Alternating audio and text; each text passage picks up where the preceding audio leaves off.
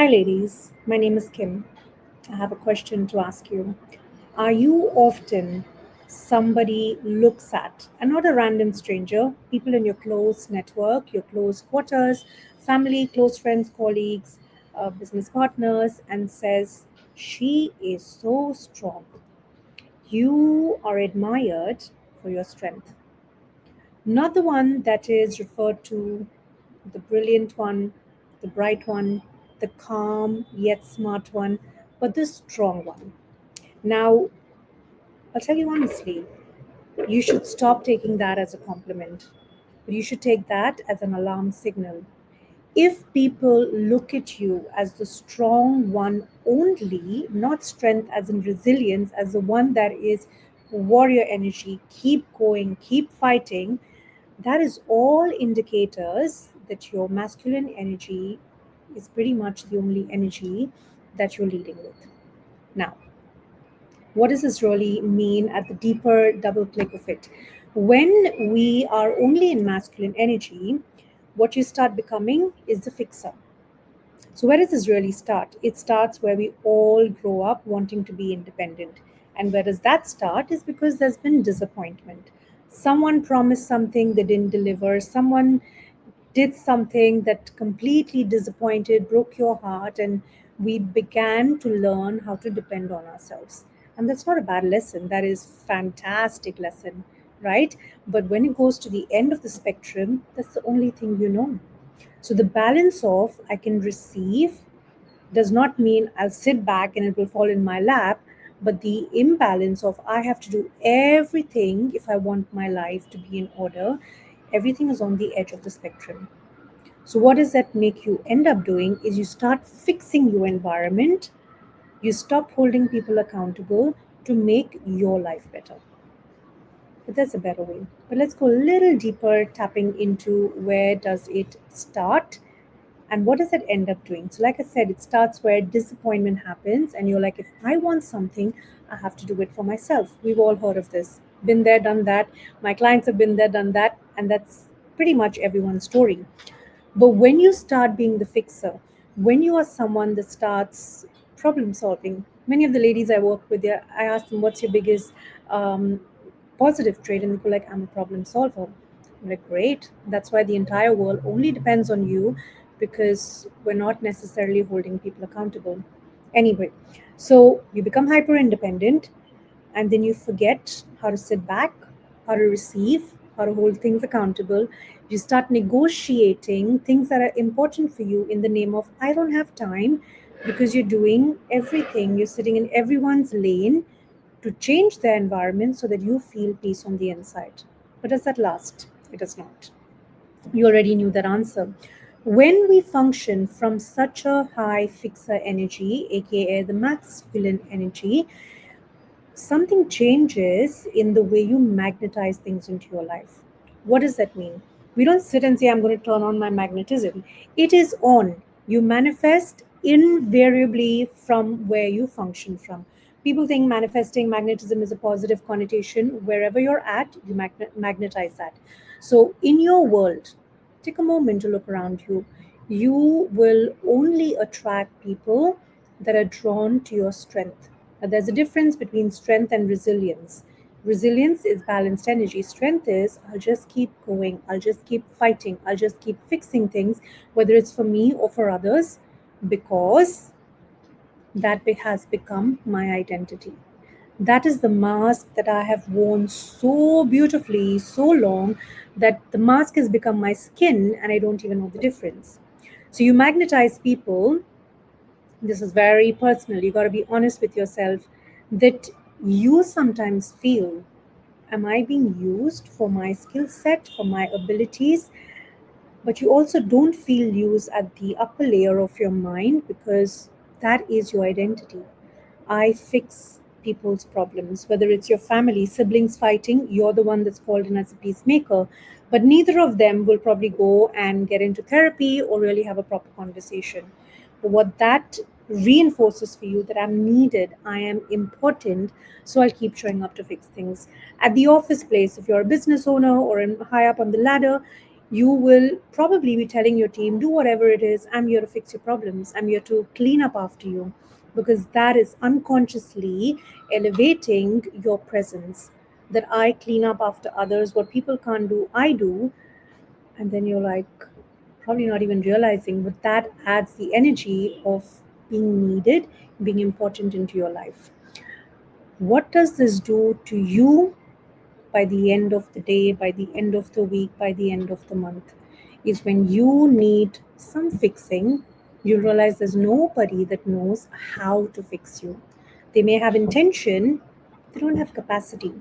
And it's not anybody's fault, it is because you have not chosen a little bit time to nurture yourself, because nurturing and fixer energy don't live in the same country. Okay, nurturing is a feminine energy, fixing is the masculine energy. We have both, but we're talking about when that masculine energy is on a super overdrive and completely out of whack, imbalance. So what does this end up feeling is your constant giving mode, fixing mode. It will deplete you, it will bring you to a state of emptiness. It's going to happen today, after 1 week, after 1 month, it's going to happen. It's just the semantics of energy, the semantics of imbalance, right? And that's when you go into the energy of resentment. Not anybody's fault. We had the option to say no, we didn't say no. Because that validation of fixing somebody's life, being the friend that is needed, being the person that goes and fixes all the problems in the office, was what made us. So when you reach that stage where your cup is empty, we start resenting people around us. That resentment is actually a projection of, I didn't choose myself. Now, what does this do to us on a deeper level? This manifests into us as women who are energetically, we bring peace, calm energy to the tables we sit at, but we bring anger. We bring short circuit anger, like you're sitting there and boom, explosion. We bring that state of, you know, she's just going to lose her marbles anytime, or however people want to call it. How does that affect your health? You notice this brain, this mind does not go off. When it's off and there's nothing to do, you start looking for more problems to solve. You go and message that friend that always has problem. Hey, what's up? What's happening in your life? Because you're like, if I don't solve a problem, I don't know who I am. And you're not thinking about it. That's just your energy memory. You don't have anything to do at home. You'll go and create a new project of a painting or buy something, fix something in the house to feel that sense of identity. It's a very dangerous, ugly place to be, because then you're like, I wanted to rest, but I picked up a new project. But before all of that, the beauty of the universe and your own energy is it will bring you to a halt. And if you're at that halt, it's not a bad thing. It's it's a scary thing, because you don't know, suddenly you're like, I'm tired, I'm exhausted, but I don't know what else to do, what else to be.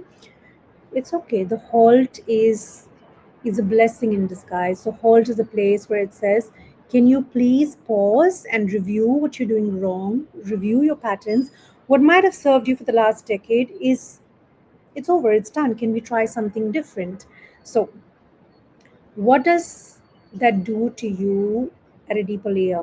Please notice this. You will probably have one recurrent physical manifestation of pain. It's going to be stomach pain, migraine, body pain in one particular part of your body.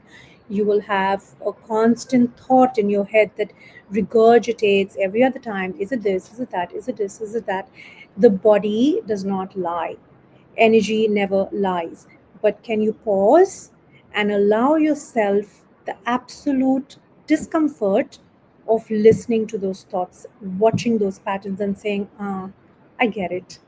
I don't know yet what am I going to change into, but I notice that there's a pattern that is actually sabotaging me, that is actually very toxic, because I chose it not because I'm stupid, but because I didn't know better. You know, a lot of the women that work with me, very successful, successful in life, successful on paper, climbed up the ladder, but we are reinforced for being all of those things. So when can somebody stop and say, that's all great, but where are you in the equation? Talk to me about you. Are you fulfilled? Are you healthy? Do you have time for yourself? Is there your circle? Is it a reciprocal circle? So if you're in that state where everything's on automation, right? Everything, you just get up and you go in that wheel and then you come back, and every time you hit the bed and you pass out, not sleep, not rest. You pass out because you're exhausted. You wake up and you're like, I wish I could have a different life, but I don't know how. I know what I do so well, so I'm just going to go and hope that something will change. I hope my partner will be better. I hope my business partner will be better. I hope my kids will be better. Not going to happen. When you change, the world around you changes. So what does this do? How can that shift happen? The shift happens first with recognizing that I can get out of this wheel. I have that option. Yes, when I get out of the wheel, imagine you're running on a treadmill and you get out of the treadmill, you might fall. You might have to take a few steps to balance yourself. Same.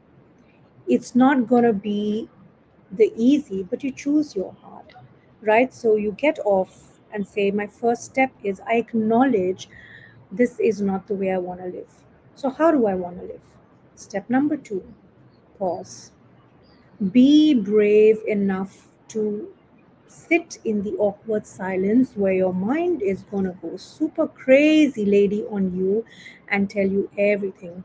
You don't have to act on all those thoughts and convert them into emotions and convert them into conversations. Pen and paper out. Tuck, tuck, tuck, tuck, tuck. Make a list of things. And then, third, make time on your calendar. If you cannot do that much for yourself, my dear ladies, you're fooling yourself, because you will make time to go for another networking event. You will make time to take your kids to another class. You will make time to go up and meet a friend and throw her a baby shower. So if you don't make time for yourself, you don't have time. You're just saying, I'm not used to, I don't have the habit of prioritizing my well being. And just sit with that. I am going to keep 1 hour once a week for myself to reflect, to change my life. Now, if you truly, and please be honest, if you truly think you are ready to get off that wheel, you are ready to step into guidance from someone that's been there, done that, from someone that's taken a couple of hundred women out of that masculine energy into your feminine and still be in the success phase, in the corporate field, in the business without losing yourself. You're still yourself, you're not wearing flowery dresses. I wear a lot of black and white also, but you are connected to your core self and you succeed. You're not giving it up. It's not like I have to be feminine, I've got to wait for some Prince Charming. No, you be your all of you, but don't lose the essence of you. So if you are truly ready to make that shift, commit to 10 weeks of work, then go ahead and block in some time on the calendar, and I'll be happy to hold your hand through this next 10 weeks. Bye for now.